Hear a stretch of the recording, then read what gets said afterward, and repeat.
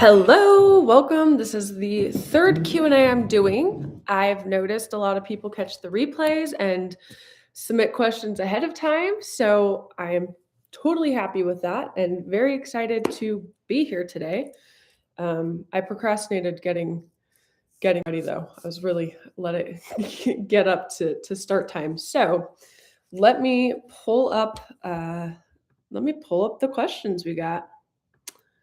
And if anybody has questions as we go through the Q&A, you can drop them in the chat and I will try and get to them.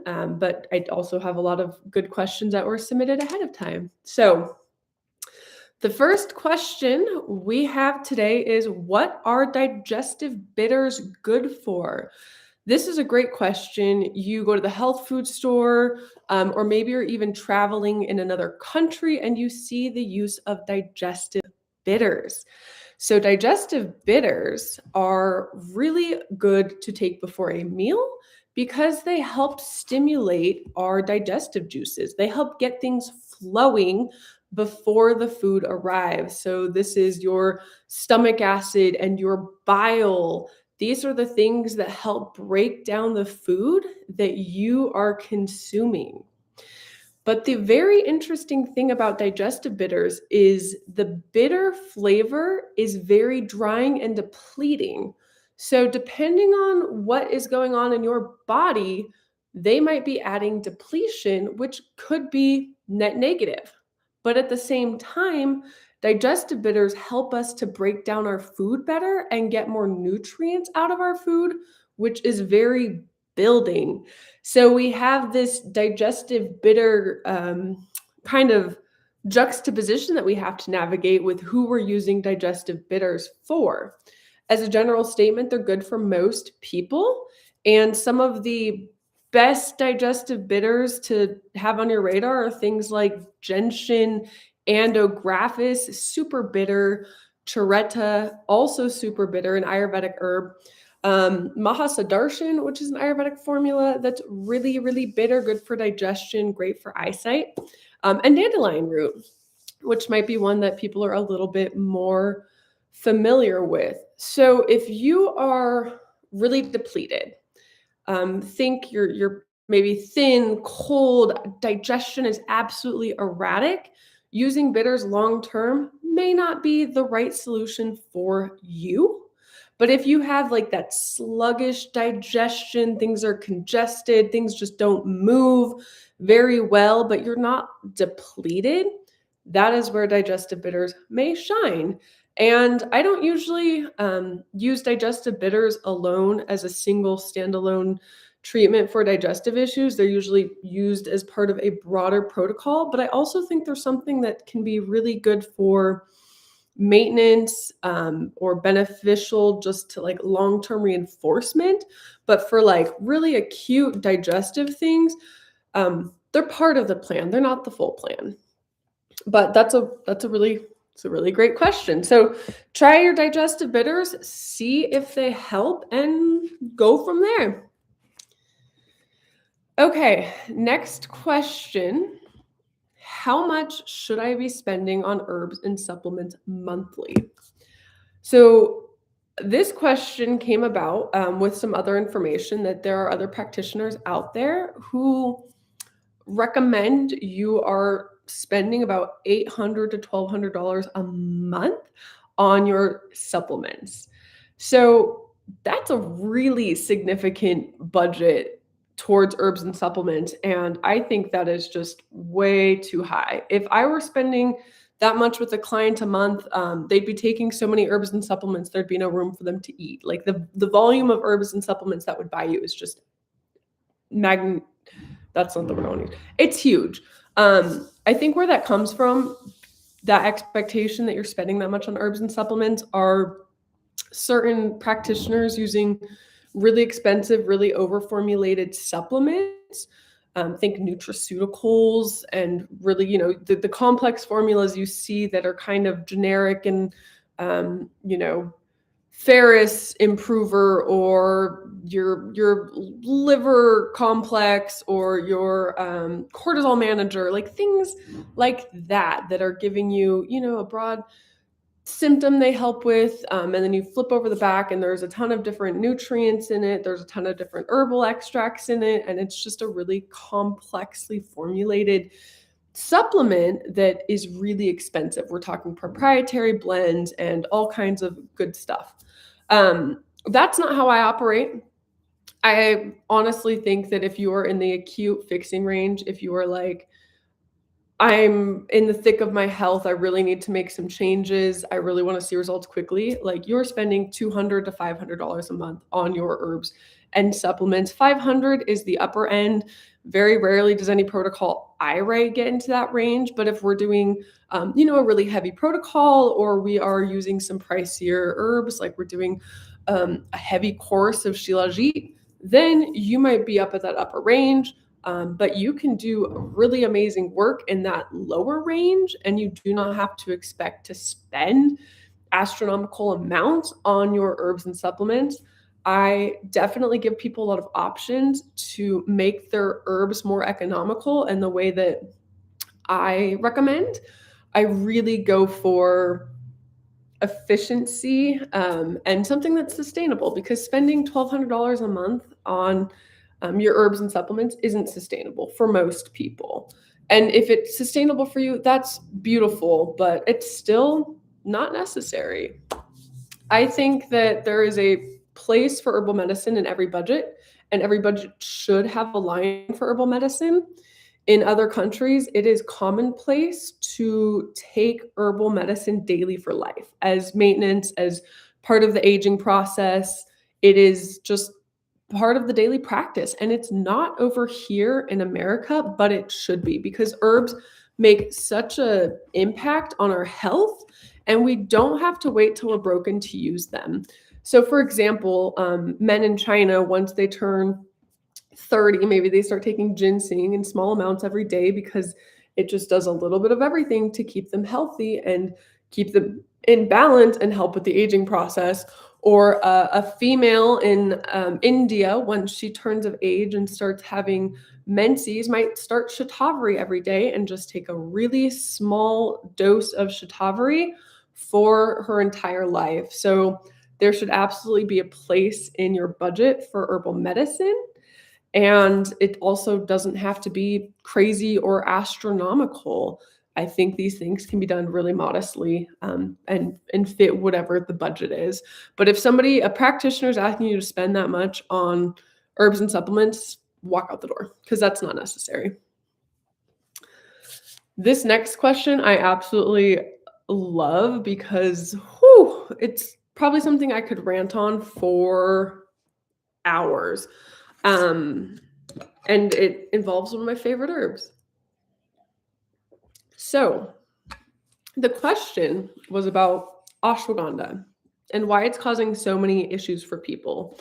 If you get on TikTok or you get on Reddit, there's a whole group of people who talk about taking ashwagandha and ashwagandha causing depression or anxiety or making their lives worse in some way. Like, there's literally subreddits that are like, ashwagandha ruined my life.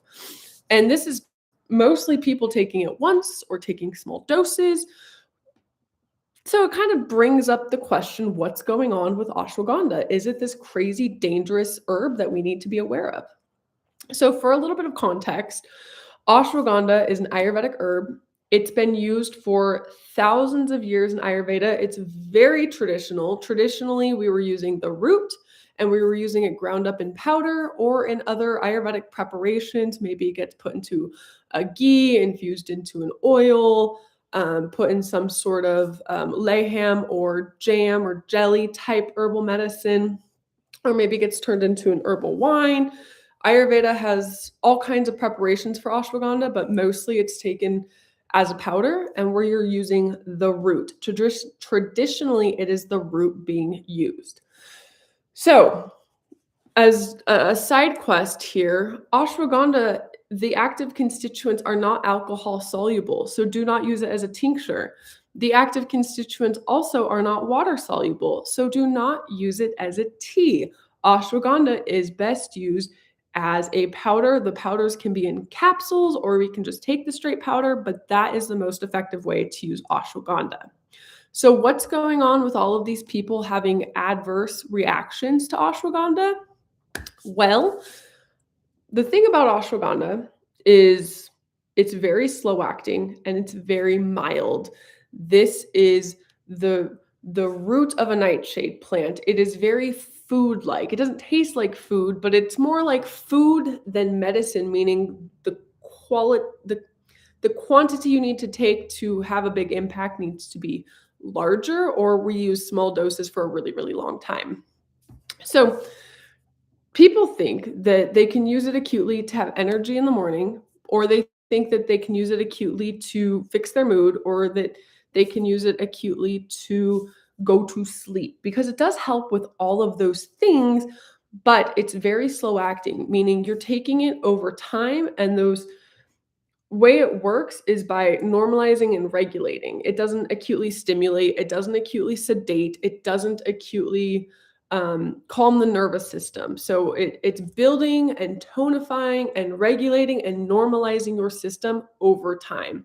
So if somebody is given ashwagandha by me for sleep, I don't expect it to have any impact on their sleep for at least a couple of weeks. And this is me using high, big loading doses. So if you want ashwagandha to work quickly, you use bigger doses, but it does not work acutely. So people are talking online about taking ashwagandha and it causing an immediate effect, or taking it one time and it causing issues. So here's what I think is happening. We are taking ashwagandha out of its traditional use, and we are turning it into really potent extracts. And what these extracts do is they change the makeup of constituents that are entering our body, how quickly it's absorbed, and how everything's being utilized. So instead of using this whole plant that is balanced out with all these different nutrients and phytochemicals and constituents, we are extracting single parts and concentrating them, and then taking this new medicine that we do not have traditional use backing. We do not have time on the market, right? Like, these are all very new products that are hitting the market, which means we don't know how they act in long-term settings. We don't know how they act in certain populations or when other factors are present. We do not have the same information that we have for the traditional use of the herb that's been used for thousands of years. So when I see ashwagandha go wrong, it's 100% always the extract. Um, the concentrated, stripped down ashwagandha, which just, it doesn't behave like the whole herb behaves. The other thing that I see happening is the wrong part of the plant is being used. So traditionally, like I mentioned, we are using the root. In a lot of new preparations, we're using the leaves and the berries and other parts that we wouldn't be used traditionally. But people in this space are not herbalists, they are marketing companies. And when they say, oh, I have to harvest this entire plant and I can only use the root and the leaf and berries are going to go to waste, why not throw that in too? They do that, but they don't actually understand or know what they're doing and what the consequences are. So I'm seeing different preparations becoming popular, different parts of the plant being used that don't have traditional use behind them. And that, in my opinion, is what's leading to the causes. For most people, ashwagandha is a very mild, very safe herb. It's not the best choice for everybody. Really, it's not. It is adaptogenic, but there might be better choices for you, or it could lead to an imbalance, but this imbalance isn't going to be, I take it once and I'm depressed and anxious and I'm having some serious mental health problems. So just to summarize all that up, ashwagandha is an amazing plant, but we have to honor and look at traditional usage. Traditionally, we're using the whole herb, we're using the root, and we're using it as a powder, or that root or powder infused into other herbal products. We are not using it as a tincture because the active constituents are not alcohol soluble. We're not using it as a tea because the active constituents are not water soluble. And we're not using it as an extract because whenever I see a problem with ashwagandha, it is from the extract. Okay. Um, I hope that gives a good answer to that question on some of the challenges we're seeing with ashwagandha, but it is honestly one of my favorite herbs. I use it a lot in clinical practice. It's helped me a lot on my health journey, and it is a really cool herb. It's unfortunate to see it's kind of getting bastardized in the mainstream right now, and I think that's where a lot of the confusion and concern is going on. So nothing to fear with ashwagandha. Um, okay, these next two questions are great, and we're going to bring it all back to digestion, kind of where we started with the digestive bitter question. So the question is, why do I have horrible smelling gas constantly? So, gas is a really good indicator of an imbalance in the body. I think some level of gas is normal, but when we have a volume of gas or the gas is particularly smelly, this is when this information is pointing to we have some imbalances. So it's really interesting because one place you can pay attention to if you are having gas is the timing after you're eating. Is gas immediate after eating? Is it a couple hours after eating? Is it 4+ hours after eating? If somebody came to me with gas, these are the questions I would be answering or asking because it gives me clinical information about where the imbalance in the digestive system might be happening that's leading to the gas. So if we take an Ayurvedic lens, there are 3 different patterns that could cause gas. This is really like basic stripped down Ayurveda. We could have gas caused from the Vata dosha. So this is light, bloating, dryness, unpredictable. The gas is variable. It's not consistent. It's not constant. We might be eating irregularly. We might have too many dry foods in our diet. We might be getting too much air when we're eating or drinking because we're doing things a little erratically. And this inconsistent digestion leads to gas. Now, this is usually a big volume of gas. It's usually also associated with bloating, and it doesn't usually have the big pungent or really intense smell. So Vata style gas backs up to digestion and needing consistency in the body and needing to kind of reconfigure meals, mealtime, and all of the air in our system to get rid of the gas. Then there's like Pitta style gas, and that's going to be really intense smelling. Somebody eating or having too much heat in their body or eating too much heat and sour foods, things just kind of move too fast through the system. They don't get fully broken down. And that leads to smelly, kind of hot, intense gas. And then the third Ayurvedic view of the gas is going to be coming from like a kapha style gas. So this is just slow motility. Things are moving through the system too slowly. Heavy meals aren't moving or digesting. Things are sitting too long and fermenting, and that is leading to a buildup of gas.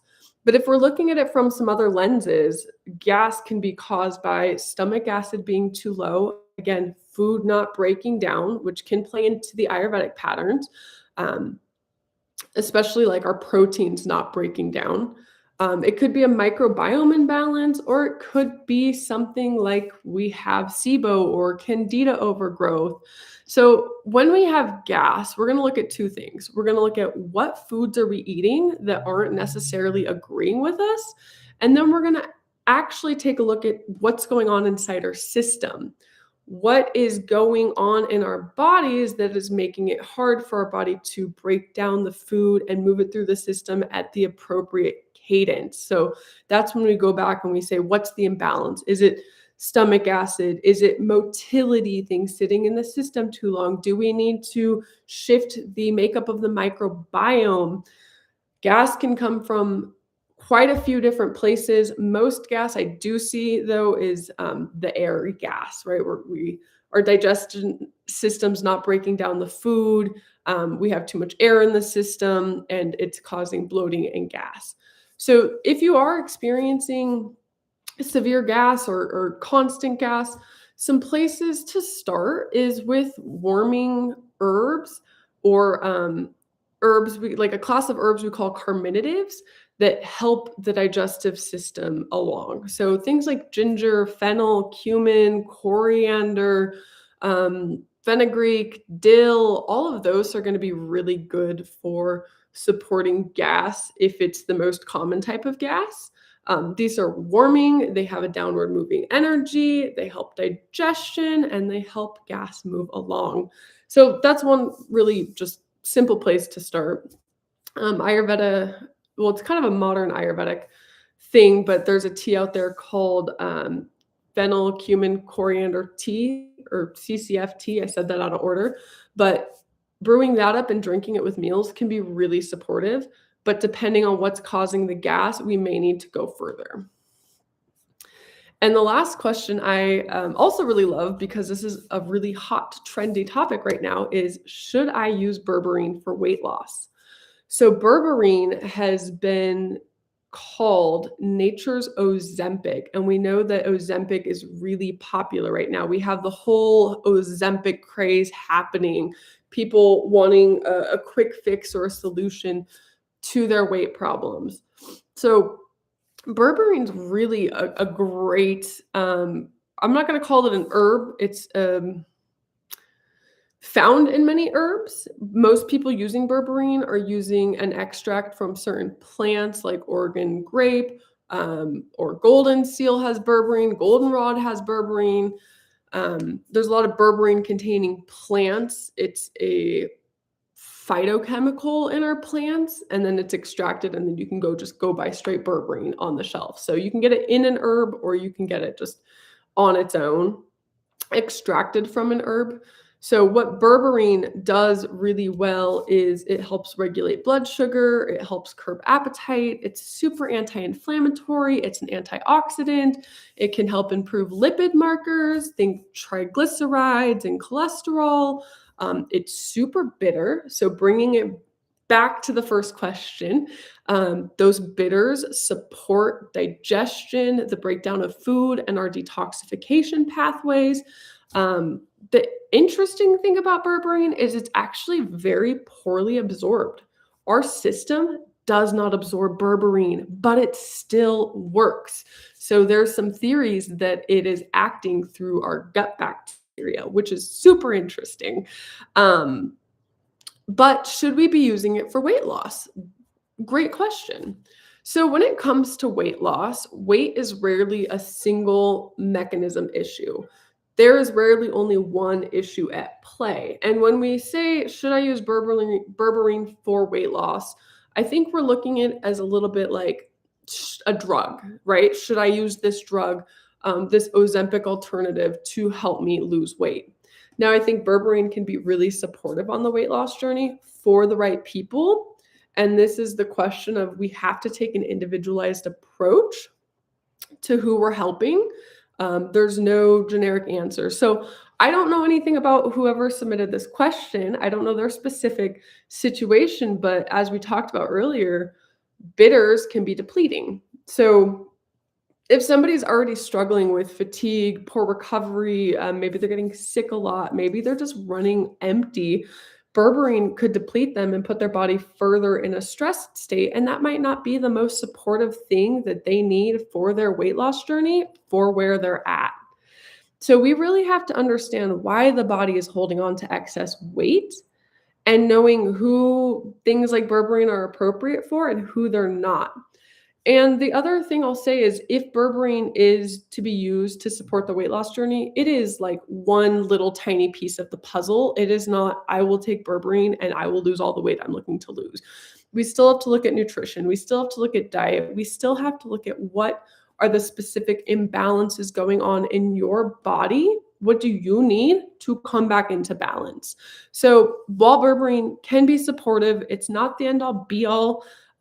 I think that just like Ozempic, it's going to have its problems. Using herbs is not without risk, and it's not without problems. And I think we need to just genuinely take a look at the whole entire picture. Most people who come to me who want to lose weight do have a high level of depletion. And once we start fixing that depletion and they start feeling safe in their bodies, then the weight starts to go. It's not usually a start with restriction, start with aggressive detox therapies. That's appropriate for some people, depending on their entire system and picture and how all of that is interplaying together. So, we covered a lot of ground today. I feel like everything, as it always does, kind of comes back to digestive health. That is such a big piece of the question. So I love these questions that are pointing back there. I love that I got to see more people hopping on and off today. I think that's super awesome. And I really hope that people enjoy the replay and reach out, keep sending in your questions. I will continue doing this every other week. And I'm here if you need anything. I didn't put any information in the chat, but if you're looking for an initial consult, if you want to take my free mini health assessment or want to learn more about my work, you can look in the description of this video. It should be there.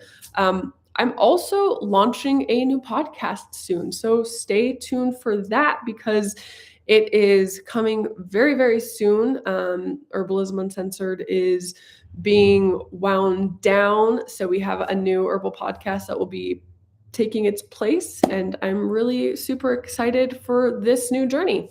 So thank you again. I will see you guys next time.